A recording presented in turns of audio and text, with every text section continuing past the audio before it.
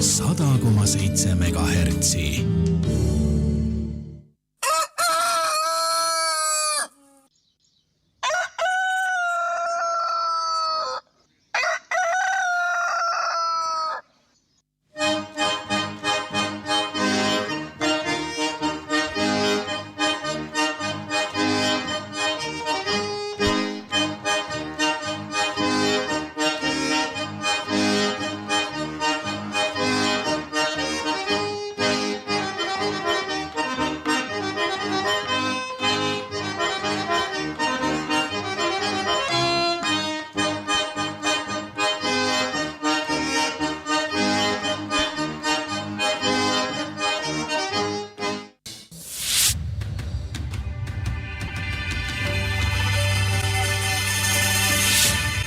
Stuudios on ajakirjanik Heimar Lenk.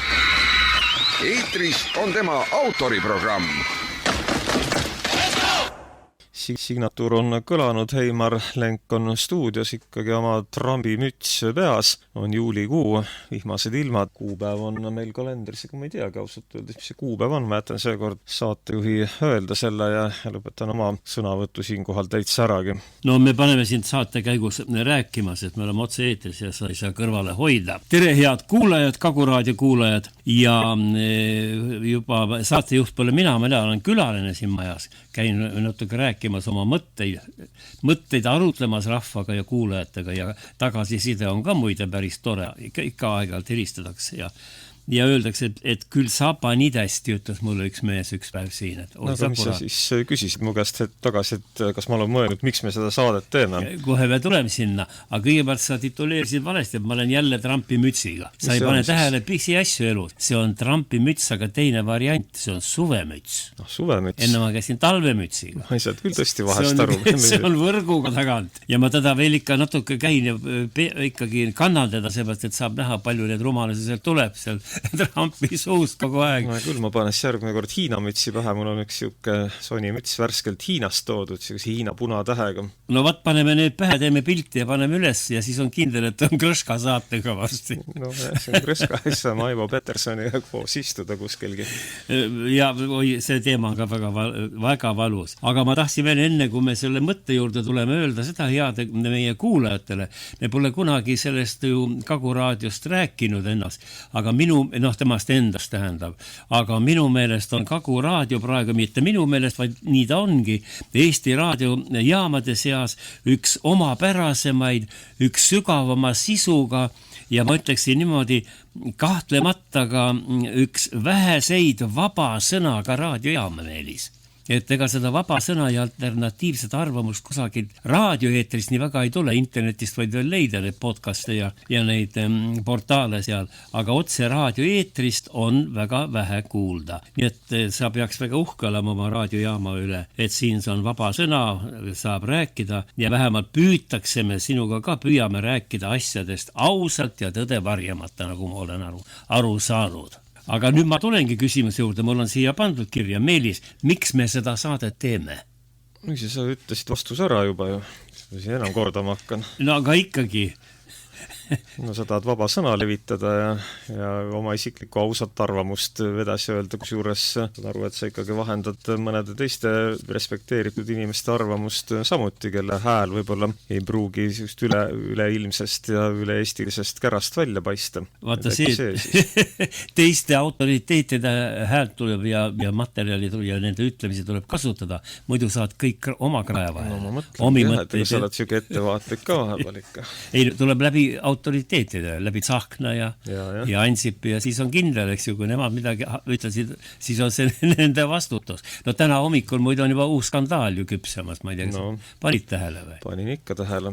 Nüüd läheb, kohutav, muidugi me räägime hiljem natuke presidendist, aga nüüd see ühtegi on siis täislastud nüüd. Jah, see on täislastud, suur lugu on Delfis, kes tahab lugegu ja nüüd alles tehti ta presidendi kandidaadiks, taheti teha kandidaadiks. Ja nüüd tuleb välja, et tema on nuhkinud nii Ilvese kui Ansipi järel, kui ta oli sõjaväeluurejuht, kes ta täpselt oli, ja eksis kõikide reeglite vastu ja Jürgen Ligi oli tema ise ülemus. Jürgen Ligi oli siis kaitseminister. ja Jürgen Ligi ütleb täna, et see oli üldse üks jama, mis seal tehti, nagu ma aru sain. Ja mis ta ütleb, jah, Ansipi järgi luurati, Ilvese järgi luurati, veel terve rida oli siis neid tuntud inimesi, aga väiksemate sõjaväelaste ja nende järgi ka nuhiti. Ja nüüd, et tuleb välja, et see ligi arvamuse järgi ja need teiste arvamuste järgi, mis täna on nüüd Delfis ära toodud, tuleb välja, et see üldse pole puhta nii-öelda revääriga see ühtegi. No ta oli vist Kaitseliidu juht, eks ju, vahepeal. Ja. Seda küll, aga no miks siis president võiks ka ühtasi luurata, kelle järgi? No siin isegi muide, isegi ütles Ligi välja, et kas ikka on mõtet panna tähenda presidendiks sõjaväelast. Aga ma ise ka mõtlesin, et mulle helistas just reede hommikul üks härra, kes on 90-aastane, elab siin kuskil Põlva-Võru piiri peal ja ta seletas sellise loo, et mingil sõjameeste kokkutulekul ta oli paar aastat tagasi teinud vist foto sellest ühtegist ja kirjutanud foto alla tulevane Eesti president. Ja küsis, et härra Kägo, et kas tema ennustus läheb täide, no ma ei osanud midagi öelda, kui sa praegu räägid skandaalist, siis vist ikka päris see läheb. Ei lähe mingil juhul paistab, sest see on esimene täislaskmine praegu. Pikk lugu ja detailidega seda tasub lugeda. Aga ma tuleksin enne veel, kui presidendist räägime, tuleks tagasi selle vaata see aiapidajate ja toidu kasvatamise teema peale, mis taheti siin maaeluminister tahtis selle tuksi keerata. Sina sellest väga palju rääkisid ju. No. Siin oma saates, et kui sa kodus need porgandeid kasvatad ja siis tuleb hakata maksu maksma või ma ei tea ette kirjutama ja kui suur see kasvuhoone on ja siis 100 ruutmeetri kasvuhoone, ma kuulasin riigi raadiost, siis seal imestati, et nii suured kasvuhooned, no Tallinna tegijad, mis see 100 ruutmeetrit, kui sul on 8 last või 6 last või 4 last ja 18 last ja noh, suur pere, no mis see siis on? Selle suuri kasvuhooneid on ju meil küll olnud. Aga ma tulen just siia kanti ja siin Inge Hirmo, Räpina kandi julge naine. Tema ütles selle asja kohta, et mida nüüd see minister tahtis teha ja seda maaelu rikkuda ja küsib niimoodi, kas käsi tuleb nüüd pesta enne või pärast põllule minekut? Ja tema siis kommenteeris seda Tiiu Ritari, ka siitkandi julge naine, arvamusavaldust. See oli Postimehe veebikülje peal, paberlehtede sai pandud. Ja siis tema ju kirjutas pika ja väga tõsise loo selle Henrik Johannes Terrase vaimusünnituse kohta. See on siis meie Eesti 200 põllumajandusminister, kes tahtis veel maaelu lõpetamisele ühe paugu panna nii-öelda. Ja see oli siis see määrus või mis see dokument välja tuli, aedviljade väikese koguse selge määratlus tugevdab toidu ohutust.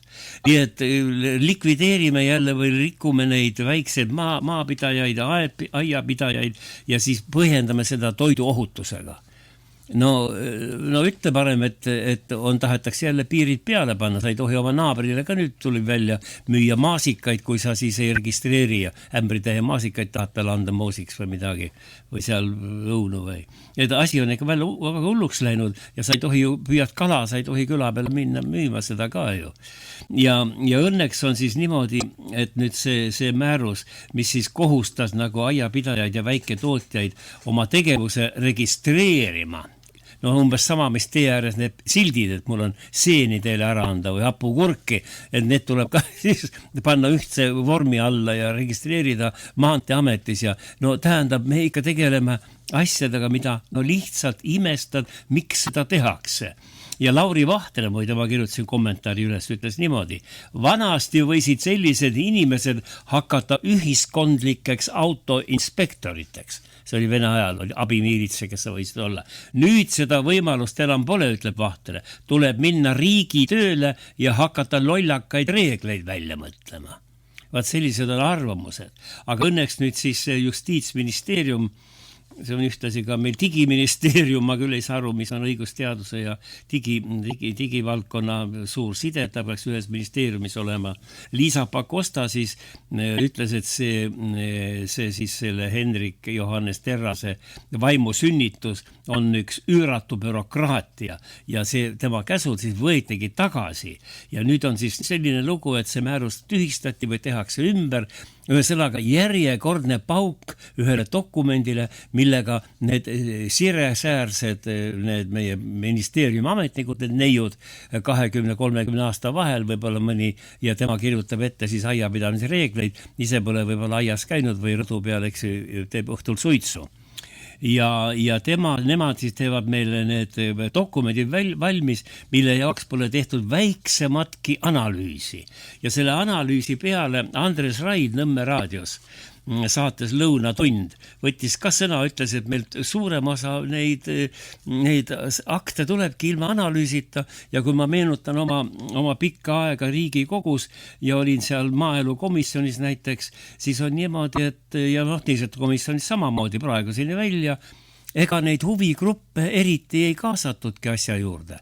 Ma mäletan, olime Peipsi järve ääres kalameestega, saime kokku, väljasõiduistung oli ja need ütlesid, et meil tuleb iga nädal, iga kuu tuleb uusi pabereid alla ja need teevad kõik allkirju, on kõik naisterahvad. Me pole neist ühtegi Peipsi kaldal kunagi näinud. Et umbes nii see asi käib. Kuulame, kuidas Andres Raid kerge huumoriga seda analüüside võimekust siin analüüsib ise ja selle kergelt nagu välja naerab. Kuulame Nõmme raadio Lõunatunni saade ja Andres Raid. Annika Oja ütleb, analüüsitakse siis, kui otsuseid ei soovita teha. Sotsiaalministeeriumil polnud meile mitte ühtegi konkreetset vastust.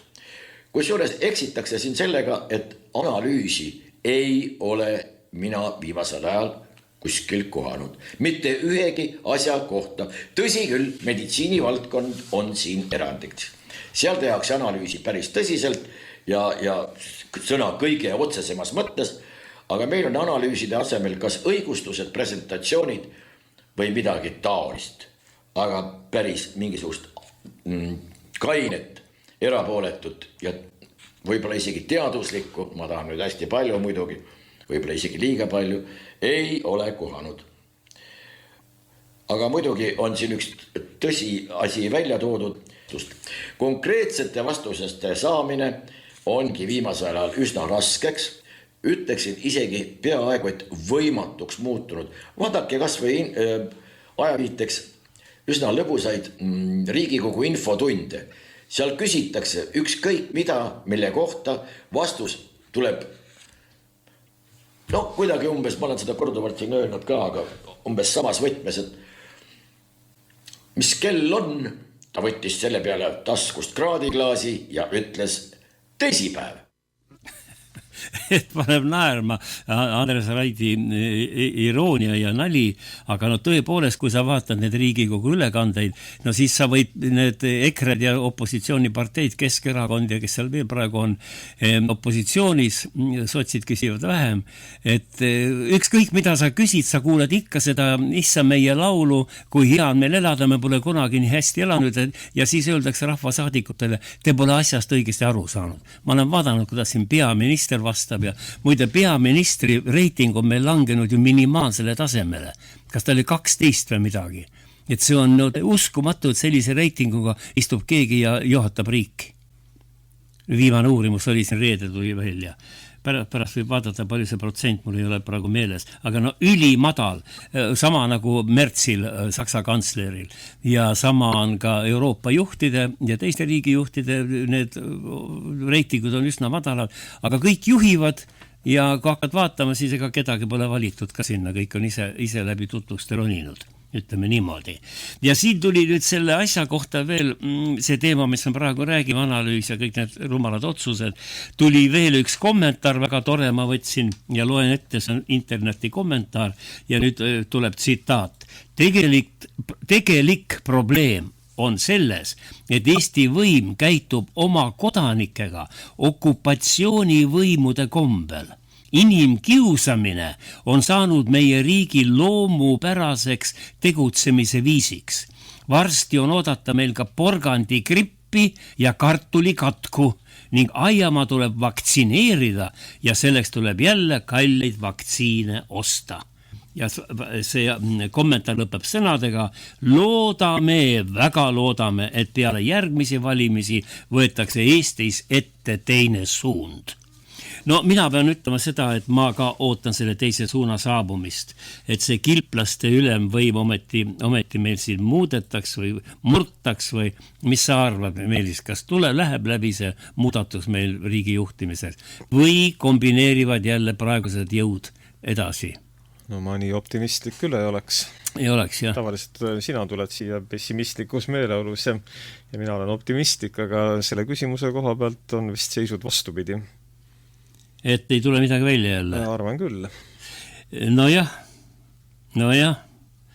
Ei valimised kestavad ja muidugi. Aga neid rumalusi jätkub ja valimiskampaania käib ja praegu näiteks ma toon nüüd uue näite jälle mille peale ütled, et no kuidas see saab ometi olla, et mõni tark mees võib niimoodi arvata.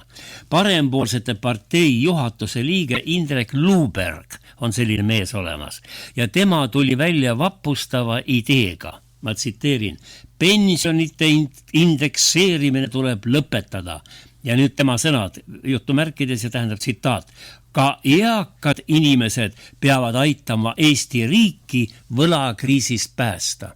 Seda ütleb kusagil, ma vaatan pildi järgis 35 või 30 aastane mees, ka eakad 80 ja 90 aastased tulgu nüüd appi riiki päästma, kuhu need noored mehed on ta kuristiku viinud. Nüüd võtame siis need viimased ära, need väiksed pensionid, jätame indekseerimise ära ja siis päästame sellega riiki. Ja muide, ka Lavly Perling, selle sama partei esinaine, endine peaprokurör ja Edgar Savisaare suur hukutaja, kes Edgar Savisaart ikka jõudumada hävitas. Lavly Perling ütleb samamoodi, et eakad peavad aitama Eesti riiki. No minu meelest eakad on oma panuse Eesti riigile ammu andnud ja see riik, mida me praegu juhime või tuksi keerame, see ongi eakate poolt üle antud, see sama vana Eesti NSV, kus oli tegelikult, me saime ju 91. aastal täieliku funktsioneeriva riigi koos elektrijaamade ja toiduainete tööstuse ja kohaliku tööstusega ja kalalaevastikuga ja suurte vabrikute ja tehastega, kus tootsime küll neid ekskavaatoreid ja mootoreid ja kõik, mida me siin ei tootnud.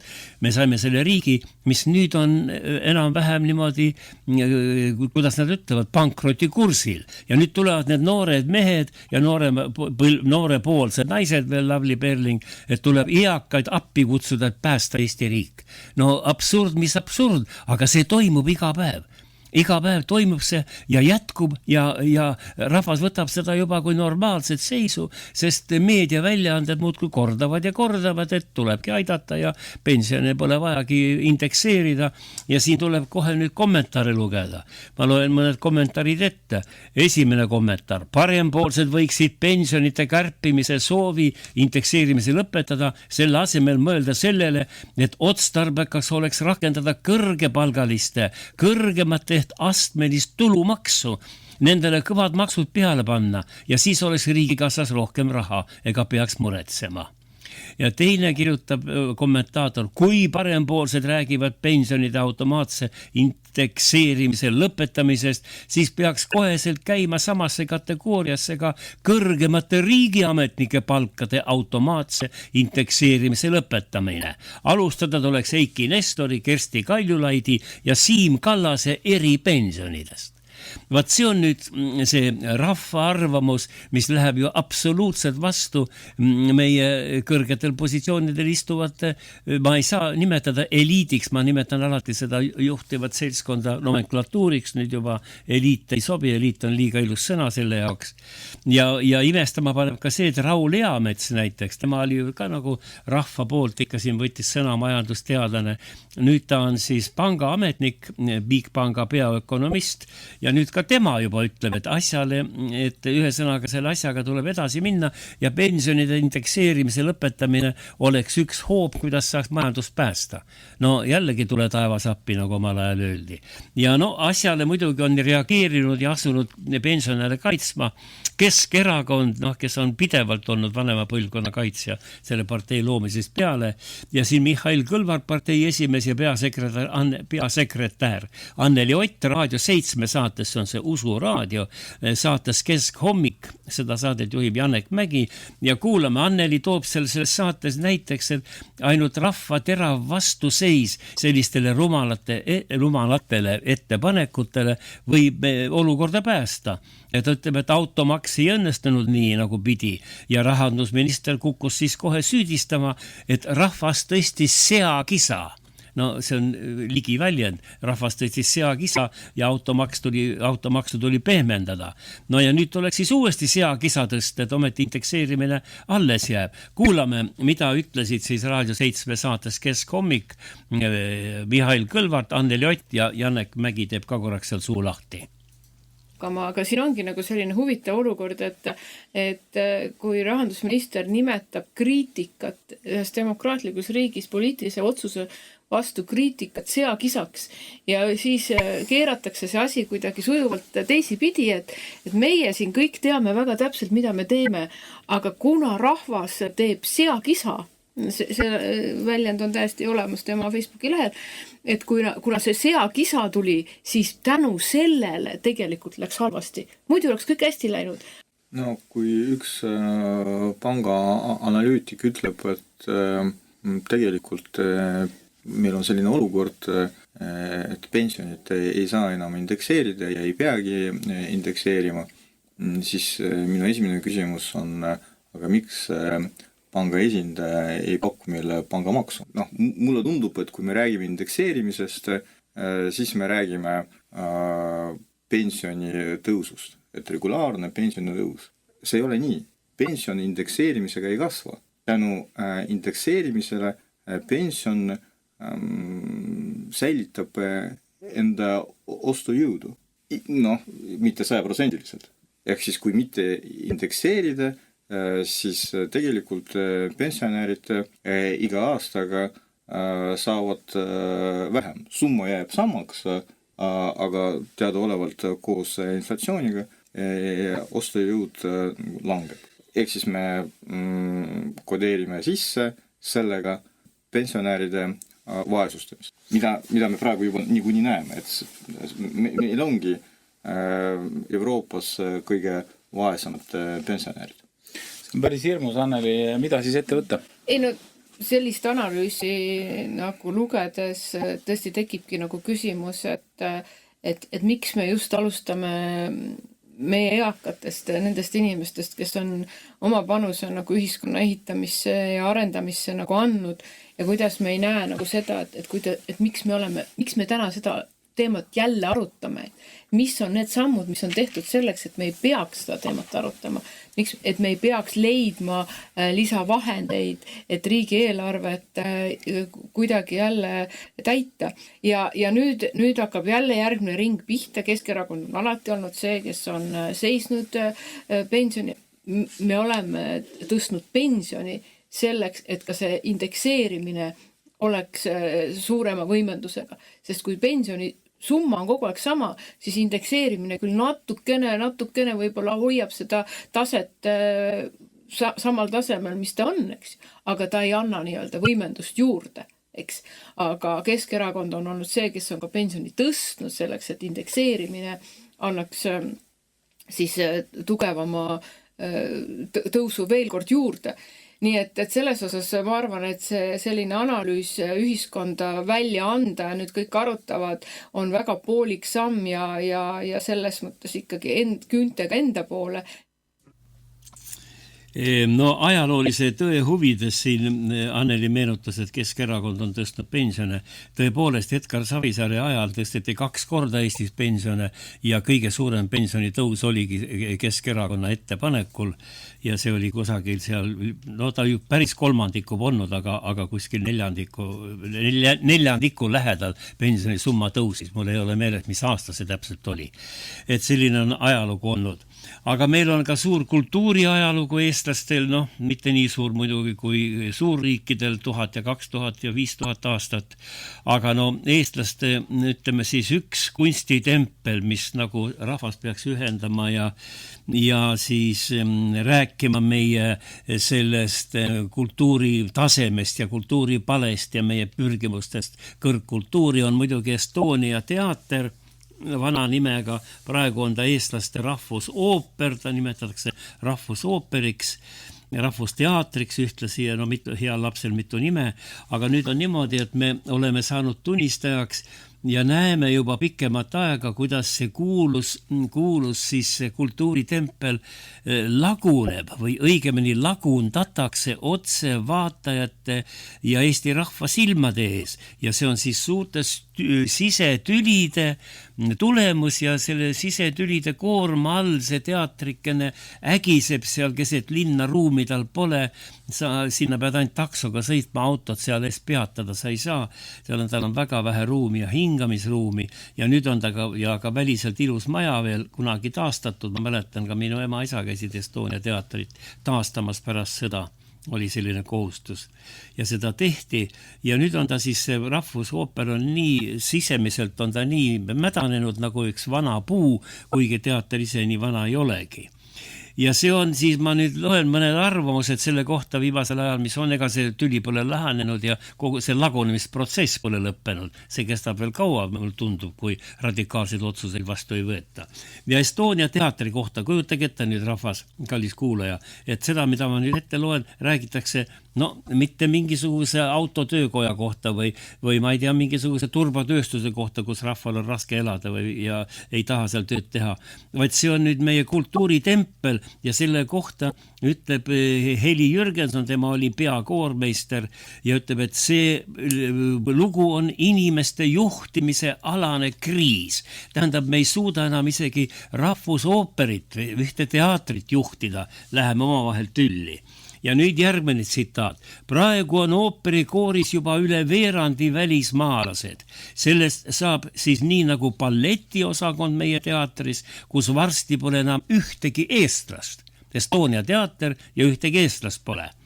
Ja nüüd on veel siin kommentaar jätkub, tulebki uus aeg ja uued inimesed ning lõpuks ei huvita see Estonia enam mitte kedagi. See on ühe laulja arvamus.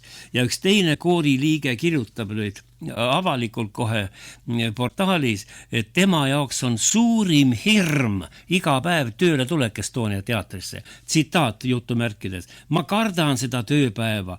Kui ma Estonia maja näen, tahan ma nutma hakata ja see on igal hommikul. Mul on halb. Mul ei tohiks olla halb tööle tulla. Jutumärgid kinni. Ja üks usaldusisik tunnistas veel, et tema suudab Estonia teatris tööl käia vaid rahustite ja antidepressantide all. No võt, ja see nüüd Meelis on siis eestlaste rahvusteater ja kuulust kultuuritempel ja meie kõrgkunsti kants, võiks öelda. Kas sind ka puudutab see, ütleme niimoodi, hinge närib natuke? Eriti puuduta. Sest ega, kus ma seal Estonias lapsepõlves olen korra käinud, ega rohkem pole sinna sattunud. No vaata, enam siia ka ei sõida, vanasti sõitsid Estonia teatrit Põlvasse etendusi andma. No ei tea, siia ikka kõrgkultuuri satub päris tihedasti. No siin on ikka jaapanlasi ja araablasi ja ma mäletan siin. Ma arvan, et isegi võib-olla Estoniast on siin keegi olnud, aga kõik ei jõua jälgida lihtsalt. Ja küll, aga siis ma küsin su käest, kes seal Estoniast võis olla, kes see kuulsam on seal Estonias? Praegu või? Ma ei tea, osad öeldes. Ma ütlengi, olukord ongi selline, et mine tänavale ja küsi, et keda te Estonia teatris siis praegu teate, kes on seal, ma ei tea, juhtiv laulja või primabaleriin või. Et sellises olukord on kujunenud. Ja nüüd kuulan nüüd veel me, head kuulajad ja Meelis ka. Nüüd ma toon siis, kuidas nüüd öelda, arvamuse, kelle ütleme, arvamuse sisus ei tohiks kahelda, see on Siim Kallas, meie kauaaegne ka nomenklatuuri tegelane ja tema on suur ooperisõber muide. Ta andis pikema intervjuusi mõni päev tagasi Maalehele. Ja seal on siis niimoodi, ja tema on siis tema perekond, Siim Kallase perekond, nemad omavad Estonia kuldpiletid. See on eriti tähtsatele vippidele antakse siis, millega sa võid käia vaatamas tähtsamaid etendusi. Neid inimesi on väga vähe. Aga igal juhul on Kallas suur ooperisõber kogu oma pere ja abikaasaga. Ja nüüd ma tsiteerin, mida Kallas ütles Maalehele. Tsitaat algab. Meil on Estonia teatri kuldpilet. Aga viimasel hooajal oleme pooltest etendustest poole peal ära tulnud. Pooltelt etendustelt poole pealt ära tulnud. Nagu ütlevad sakslased, ütleb Siim Kallas edasi, midagi tundub nagu olevas seal teatris valesti. Küsimus minu meelest on lavastajate ja repertuaari valikus. Ja probleem on tõsine, jätkab Siim Kallas. Keda lastakse laulma ja keda mitte. Ma ei julge hästi seda kommenteerida muidugi, kellel on õigus, ütleb Kallas. Aga vahepeal oli Estonias aeg, kui seal esietendunud ooperid ja balletid olid suured sündmused, mis kõlasid nii Eestis kui ka väljaspool. Aga praegu mitte kui midagi. Ja tegelikult asi on ikka selles, et ei ole Aivar Mäed ja Eeri Klassi. Ja nii edasi. Ma panen sulud nüüd kinni. Siin ma vabameelselt nüüd lühendasin seda arvamust. Ja need on siis Siim Kallase sõnad ja sellega tuleb, või nende sõnadega tuleb ainult nõustuda, sellepärast, et läks see Aivar Mäe, üks tegus inimene, ehitas Peterburi kiriku, restaureeris ära, on siin teinud, ma ei tea, vahepeal oli vallavanem, sai seal ka kõvasti hakkama kõige asjadega, on suur kultuuritegelane, samal ajal kultuuriinimese andega on tal paralleelselt ka veel suur ettevõtlikkuse pisik olemas ja oskab asju ajada ja tunneb majandust ja hea suhtleja. Tema ühe sõnaga tõrjuti valekaebuste abil majast minema. Leiti paar baleriini, kes ütlesid, et Mäe tuli liiga palju, pani talle, võttis teda, seal puudutas võib-olla. Baleriini polegi midagi puudutada seal. Nad on ju nii õblukesed. Aga see selleks. Ja koos Mäega läksid ära ka ju Aarne Mikk. Legendaarne aastakümnete pikkune peanäitejuht, kes kõik need paremad lood on toonud laval Estonias. Ja muide veel, kes on ära, on Jüri Kruus, tema nime võib-olla avalikkusel on vähem teada, aga tema on legendaarne Estonia teatri etendusjuht, kes seal juhatas neid etendusi ja tema salvestas, ongi tema arvel on kõik need Estonia teatri ajalugu ja lauljad läbi aegadel heliplaatide peal, magnetofoni lintide peal. Nii et tähendab hindamatu varandus, mis on seal kokku korjatud. Aga nüüd me kuulame, et ei ole enam midagi.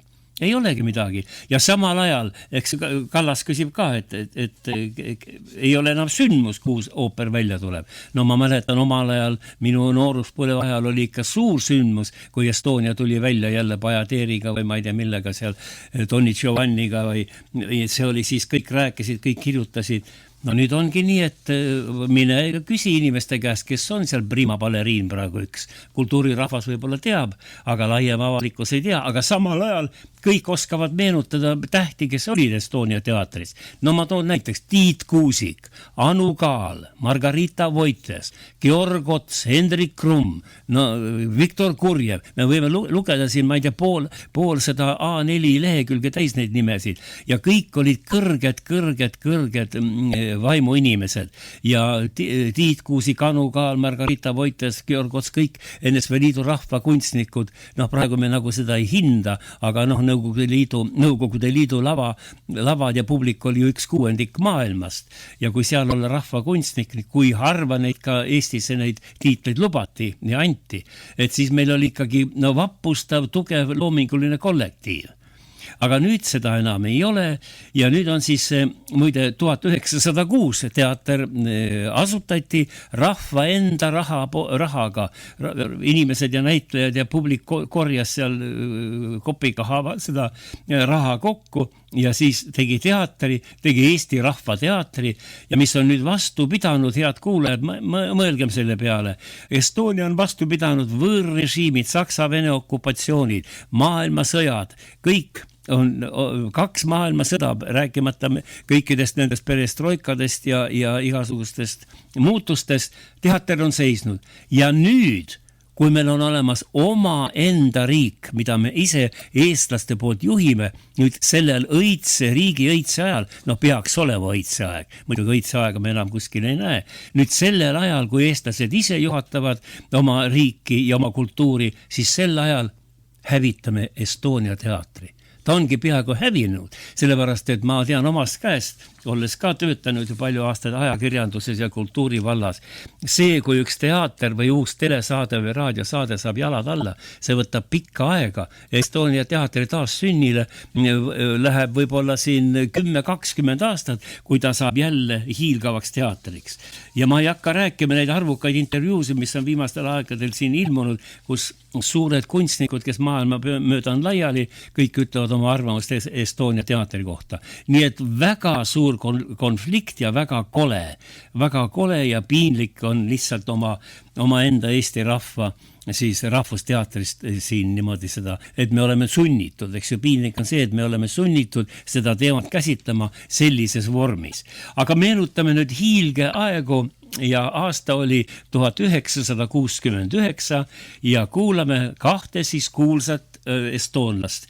Esinevad meile primadonna Margarita Voites ja unustamatu, ma ei hakkagi Georg Otsale neid tiitleid ette lugema. 2 Margarita Voites ja Georg Ots ja see on siis, tuleb meile Mozarti Don Giovanni. Kuulame nüüd tõelist Estonia teatrit aastal 1900. Nii et siis 2 tõelist rahvakunstnikku, Margarita Voites ja Georg Ots, ja siin kuulad ja siis tunnetad, et nemad ju ei laulnud, nendel hääl lihtsalt voolas. Ja sellised inimesi on meil olnud. Ja siin ongi, tuleb kõik selle teatriga nii-öelda seoses, hakkad mõtlema, et kui suur ja kui mahukas ja kui pühalik sõna see Estonia on, mida on antud siis valitud kollektiividele. Ja samal ajal, kui nukralt see nüüd praegu kõlab, vaadake head kuulajad, kuulakem head kuulajad. Estonia, oli Estonia kaevandus. Nüüd ma käisin seal vaatamas, midagi on kusagil. Oli Estonia kolhoos, isegi 2 tükki. Oli Estonia laev, oli põhjalasti. Olid tehase kuulsad radiolad Estonia, mis võistlesid rahvusvahelisel turul Sonide ja Sharp firma raadiovastuvõtjate ja grammofonidega. Isegi Estonia nimeline soomusauto on eestlastel olnud ja Estonia vormelauto. Kogu see hiilgus on nüüd läinud.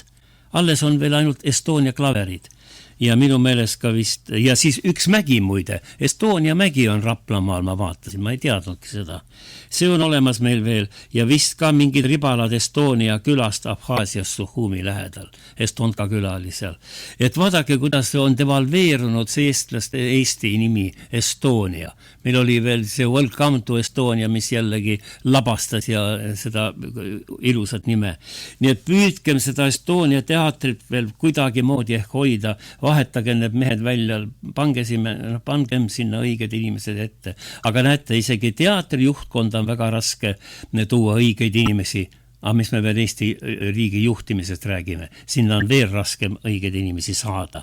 Mitte valida, vaid saada, sest valimisõigus meil on olemas, aga valimisi või valida me praktiliselt alati ei saa, nagu me teame. Ja muide veel üks huvitav tähtpäev mul hakkas siin silma, kui ma seda saadet kokku panin. 6. juuli, see on siis tänane päev ja 1944, see oli Saksa okupatsiooni lõpp, septembris tulid venelased vist, nagu ma mäletan. Ja siis anti tagasi omanikele Kave kompveki vabrik. See oli sakslastel riigistatud vahepeal ja see anti Kave omanikele tagasi ja nüüd see Kave nimi vahetati Kalevi vastu, see oli kogu nõukogude aja, 50 aastat või rohkem palju see kestis. Ja kui me nüüd meenutame, millised kommid olid Kalevi kommivabrikust müügil kauplustes. No vitriin oli, ma ei tea, mitu meetrit oli Kalevi karpe, küll olid seal need mingisugused nööpkommid ja siis olid seal need liköörikommid, küll Vana-Tallinna, küll kirsilikööriga, küll need linnupiimad ja kõik, ja suured assortiid maailmalt uhkete karpidega ja tõeline šokolaad. Kalevi šokolaad oli tõeline šokolaad, sellepärast oli, no mitte 100%, kuidas nüüd öelda, täisväärtuslik ja me ei ostnud ju tegelikult mingid muud šokolaadid tol ajal kui ainult Kalevi oma, no praegu ka püüame osta Kalevi oma, aga minge poodi vaadake, mis on Kalevi tootmisest järele jäänud või toodangust. 3-4 karbikest, vanad sildid peal, vanad nimed peal, aga uued hinnad, mis tõusevad kosmosesse. Nii et sa enam šokolaadi ka osta ei suuda, et terviseks öeldakse, et võtke iga päev paar tükki šokolaadi, puhast musta šokolaadi. Ja šokolaadi oma segu, nagu ma loen seal karpide pealt on juba läinud rohkem piima ja suhkru kasuks. Et vaadake, kuidas me eestlased ja kilplased, nagu siin üks mees ütles, ei oska hoida seda, mis meil on olemas, mis meil on olnud olemas ja me ei oska kuidagi seda väärtustada ja alles hoida seda. No vaatame, loodame, et seda loodust veel suudame alles hoida, aga mul tundub, et varsti Euroopa avastab ka meie eramajade liiga suured krundid ja veel puutumatud seal mõned metsasalud või niidud. Küll need ka vist siis niimoodi pannakse õige sildi alla. Kahju, et see niimoodi on. Ja kui me nüüd tuleme selle presidendi valimise juurde ka korraks veel tagasi või minule see ausalt öeldes see ma ei nimetakski seda valimisteks. See on üks naljamäng, see meie presidendi leidmine ja paika panemine. Aga kui me hakkame vaatama järsku, et mis meil üldse toimub praegu, siis on lihtsalt piinlik kuulata, kuidas moodi valitakse kandidaate. No Riho Ühtegis me juba rääkisime, Raivo Vare tuleb välja, ütleb, ta on tore mees, hakkagu presidendiks. No teeme siis sõjaväehunta Eestist, eks ju, paneme sõjaväelased ette.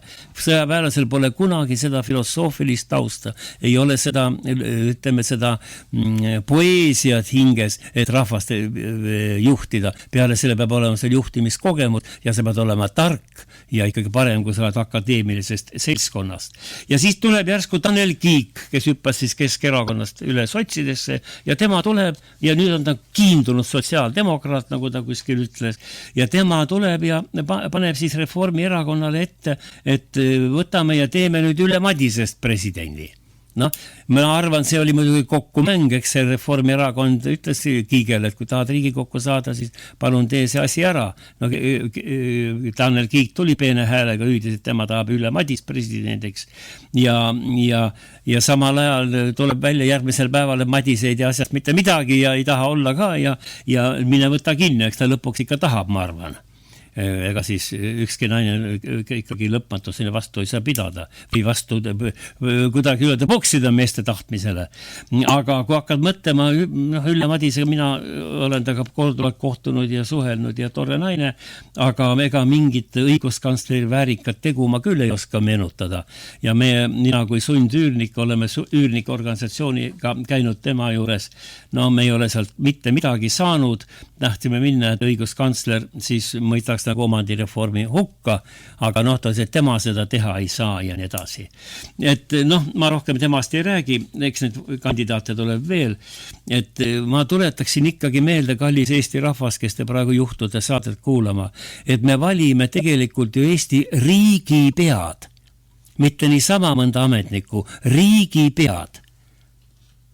Meil peaks olema praegu lembitu tasemel riigijuht ees otsas, julge ja tark ja võitmatu, kes ka lõpuks surma sai.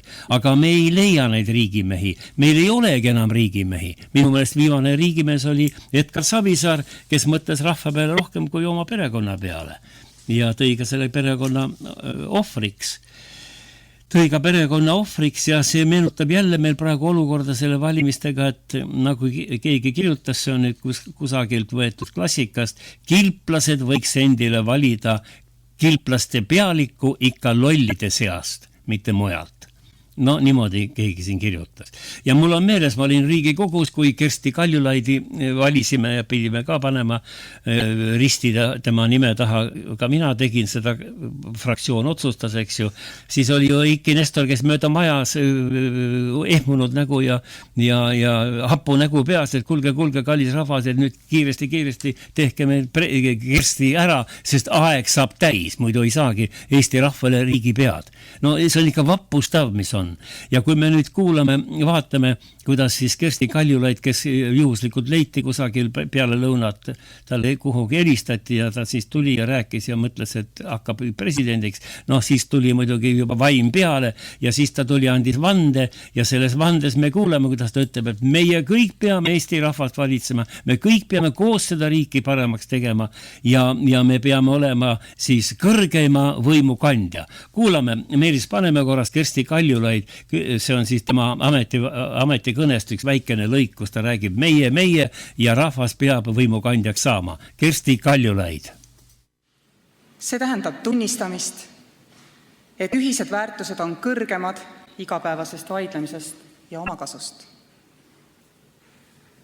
Meie oma tegevusega loome raamid sellele, mida tähendavad Eestis vabadus, õiglus ja õigus. Meie ja ainult meie saame hoida lisaks võimude lahususele ka nende tasakaalu. Meie hoiakutest, suhtumisest ja tegevusest sõltub, kas rahvas tunneb ennast kõrgeima võimu kandjana. Meie määrame, kas kasvavad põlvkonnad usuvad Eestisse ja iseendasse. No niimoodi ongi, nüüd küsime, kas siis nüüd see oli 10 aastat tagasi oli see kõne ja kas nüüd 10 aastaga on meil Eesti rahvast saanud kõrgeima võimukandja? No loomulikult vastus on negatiivne, pole meil midagi muutunud ju. Mitte midagi pole muutunud. Kas rahva roll on suurenenud? Kas rahvas nüüd meie nime all töötab koos presidendiga?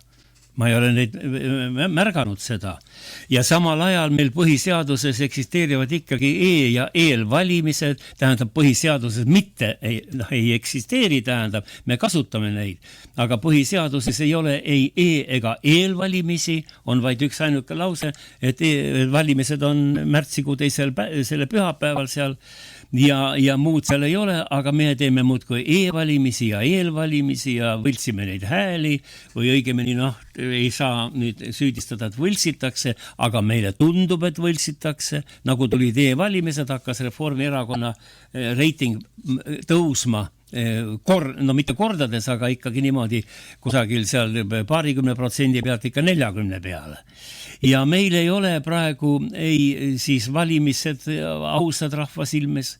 Meie ei korralda ka rahvareferendume Eestis.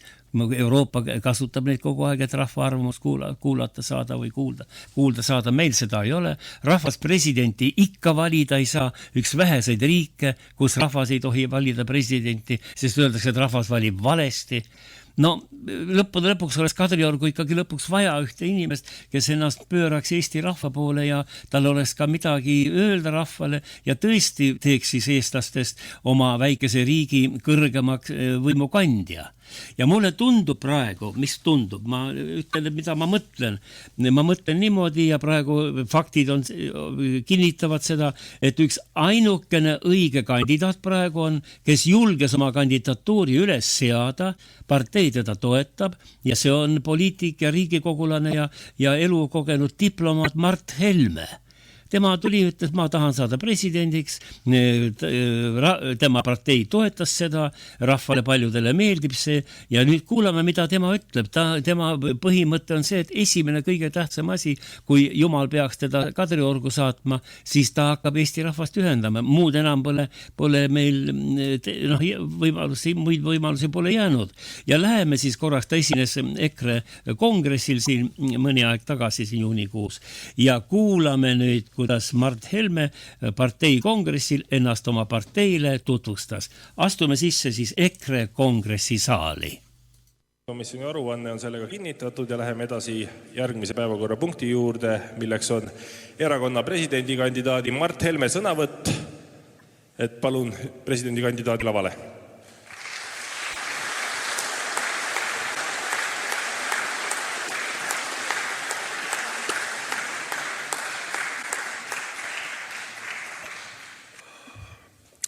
No vaat, siin me nüüd oleme. Teate, kunagi ma nägin ühte Ameerika filmi ja seal oli üks šerif, kes taotles tagasivalimist. Ja tema tagasivalimise loosung oli väga lihtne. Valige John Brown tagasi šerifiks, sest ta on liiga vana, et uut ametit õppima hakata.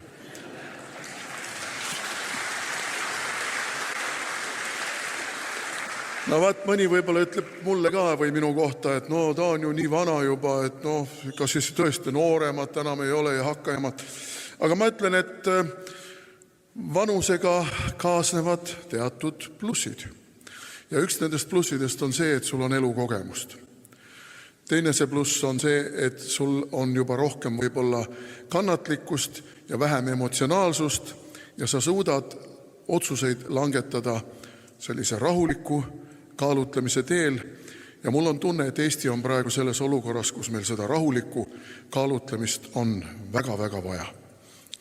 Sest mis on kindlasti presidendi ülesanne, mida mina arvan, et oleks üks minu väga-väga oluline ülesanne, kui mind tõepoolest Jumal Kadriorgu saadab. See on meie väikese rahva ühteliitmine.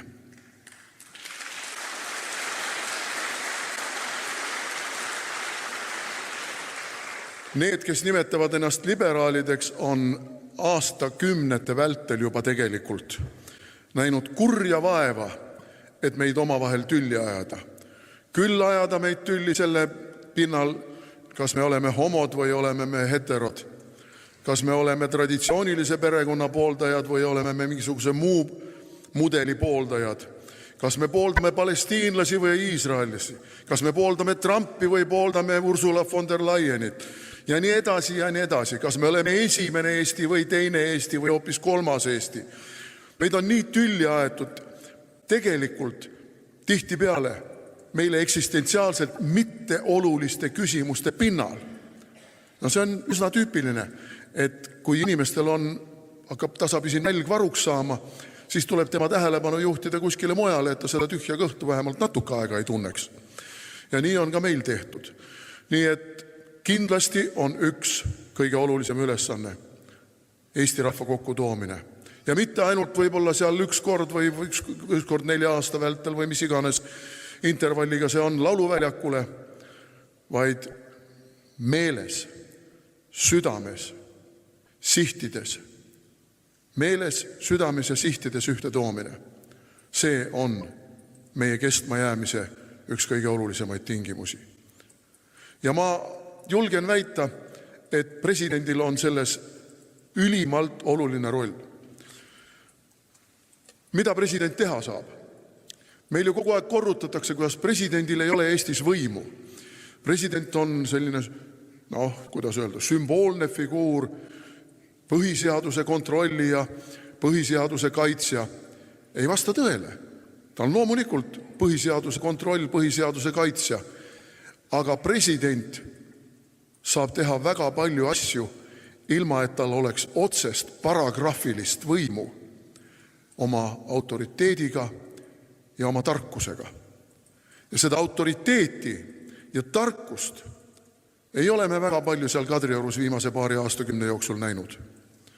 Sest need inimesed, kes on seal olnud, on olnud ideoloogilised aktivistid, aga mitte oma rahva heaolu eest seisvad autoriteedid. Ja see viga tuleb ära parandada. Nii et siis ideoloogilisi aktiviste ei maksaks valida. No Mart Helme šansid väga suured ei ole, aga valimiskogusse, kui läheks valimine, siis seal oleks tal üksjagu võimalusi. Ja nii siis elame need presidendivalimised üle ja hakkame siis ootama Riigikogu valimisi, kus me saame kõik kaasa lüüa, mitte täie jõuga, sest meie hääli paljusid korrigeeritakse ja ma arvan, et tulebki alustada praegu ikkagi ükskõik, kes siis nüüd siin hakkab viimasel või lähemal ajal, ütleme, aktiivseks ette poliitikutest, et alustada tuleks e-valimiste tühistamiseks või vähemalt peatamisest. Ja sest need e-valimised on saanud saatanast, see on selge, nad manipuleeritakse nendega, petetakse rahvas.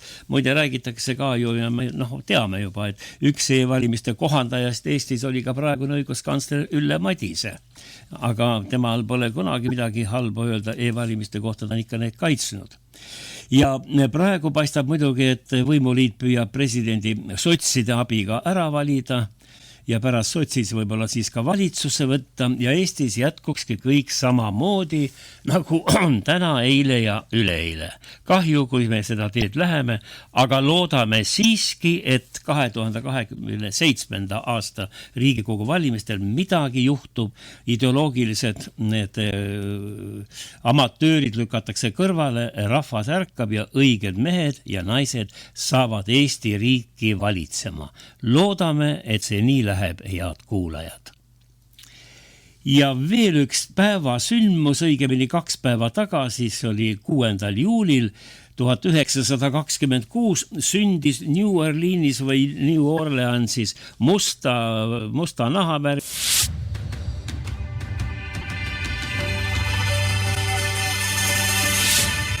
Stuudios on ajakirjanik Heimar Lenk. Eetris on tema autoriprogramm. Kagu Raadio.